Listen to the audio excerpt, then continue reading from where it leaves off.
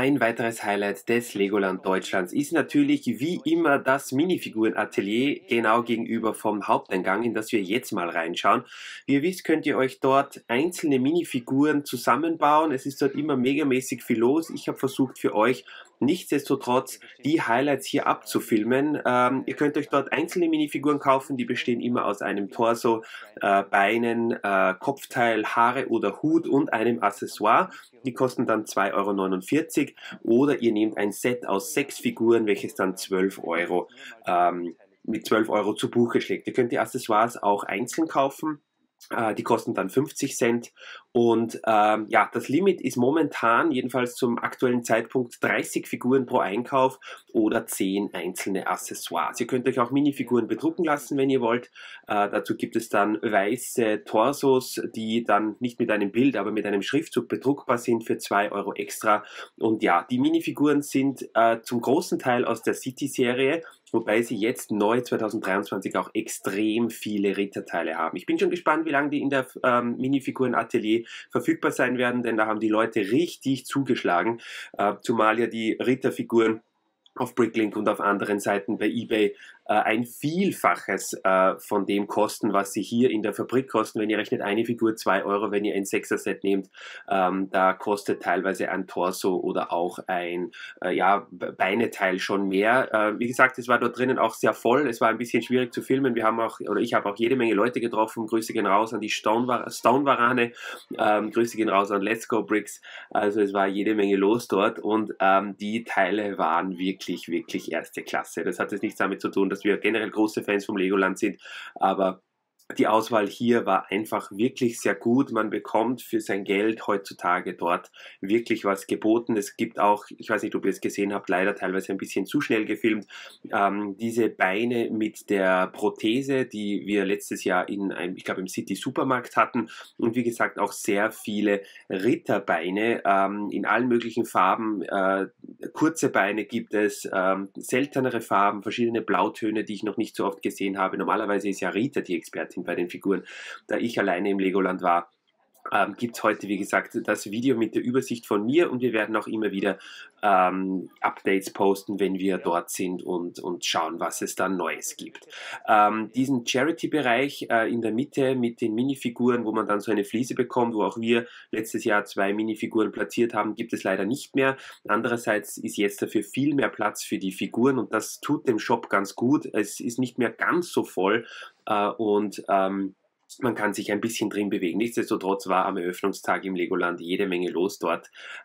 Köpfe gibt es auch einige neue. Wir haben dann den einen Kopf mit diesem Cochlea-Implantat gesehen. Einige neue Figuren mit Brillen, mit Bärten, also auch die. Speziell haben sie, ist mir aufgefallen, sehr viele Figurenteile aus dem Set 10305, der großen Ritterburg, die letztes Jahr ja im Sommer rausgekommen ist, wenn ich mich nicht täusche, dieses 400 € Ritterset, da gibt es sehr viel und ja, es war die Stimmung natürlich in der Minifiguren-Atelier extrem gut. Die Leute haben vor allen Dingen natürlich die Ritter gesucht und die Ritter zusammengebaut. Es waren aber auch einige dabei und da war ich auch mit am Start, die vermehrt nach City-Figuren Ausschau gehalten haben, denn diese Oberteile, diese Beine und so weiter, die sind schon ganz was Besonderes. Zu den Accessoires schauen wir dann später noch, die kommen noch, da gab es auch einige Highlights, da waren mehrere Teile dabei, die am Eröffnungstag für Furore gesorgt haben, aber jetzt schauen wir uns nochmal in aller Ruhe, wie gesagt, hier die Figurenteile an. Wie gesagt, sehr viele Köpfe auch jetzt am Start, wobei das Angebot aller Voraussicht nach und erfahrungsgemäß im Laufe der Saison immer etwas schlechter werden wird. Wahrscheinlich werden sie nie wieder so viele Teile haben wie an diesem Tag, welcher ja der Eröffnungstag des Legolands war.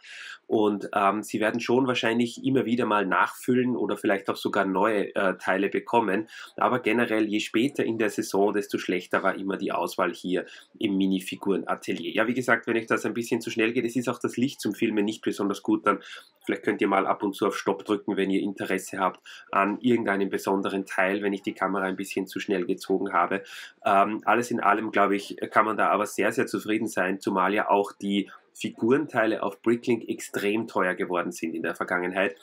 Wir möchten dazu auch demnächst mal ein Preisvergleichsvideo machen, Legoland versus Bricklink, wobei das gar nicht so einfach ist, da die Preise extrem stark fluktuieren immer wieder. Es gibt auch hier im Minifigurenatelier ein paar Teile, die waren noch am Eröffnungstag extrem teuer auf Bricklink und dann waren natürlich schon die ersten Händler hier am Start und haben da kräftig eingekauft und die Teile dann auf Bricklink gestellt, wodurch der Preis dann natürlich gleich mal immens in den Keller gegangen ist von den Preisen, was ja auch nicht so schlecht ist für alle, die das Legoland nicht besuchen können, weil es zu weit weg ist. Ihr kommt dadurch eben in den Genuss, dass die Teile, die es hier gibt, auf Bricklink ein bisschen billiger werden. Ja, hier haben wir jetzt Frisuren und diverse andere Accessoires. Also ihr seht, auch speziell lange Haare sind viele dabei.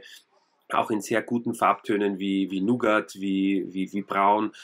Ich liebe diesen Steinzeitmenschentypen mit dem langen Bart und eben auch coole Sachen, wie zum Beispiel, ich habe es zuerst im Video gezeigt, dieses Eis aus dem Ganoven-Set vom letzten Jahr. Das kann man auch statt einer Frisur nehmen und genauso gibt es auch diese Baumstämme, sogar in 2 verschiedenen Farben, die man den Figuren mehr oder weniger so draufsetzen kann. Und ja, dann statt einer Frisur nehmen kann. Also wählt da klug aus. Es gibt sehr viele Teile, die sehr selten sind oder jedenfalls die bis dato sehr selten waren. Und ja, viele Leute, die wir dort gesehen haben, haben auch einfach, denke ich mal, ihre Familie nachgebaut, die haben sich selbst gebaut und das macht einfach total Spaß. Also die Stimmung hier im Minifiguren-Atelier ist immer sehr gut, es sind auch die Verkäufer sehr nett. Man bekommt beim Reingehen, wenn man möchte, an der Kasse so ein kleines blaues Schüsselchen, wo man dann seine Figuren reingeben kann. Speziell wenn man mehr nimmt, zahlt sich das auf jeden Fall aus. Und ja, wir würden euch empfehlen, auf jeden Fall, dass ihr vielleicht, wenn ihr wollt, in 6er Schritten vorgeht. Das heißt, wenn ihr immer 6 Figuren nehmt, dann kostet eine Figur 2 Euro. Das Einzige, was ist, man kann bei diesem 6 Figuren für 12 Euro Angebot, weil es eben ein Angebot ist, keinen Gutschein mehr einlösen. Also es funktioniert weder der Merlin Abenteuerpass noch die Geschichte mit der Jahreskarten, mit diesem Bonusheft, dass ihr zum Beispiel 20% auf einen Einkauf bekommt. Das funktioniert da nicht, weil das mit den 6 Figuren für 12 Euro eben schon mehr oder weniger ein Angebot ist.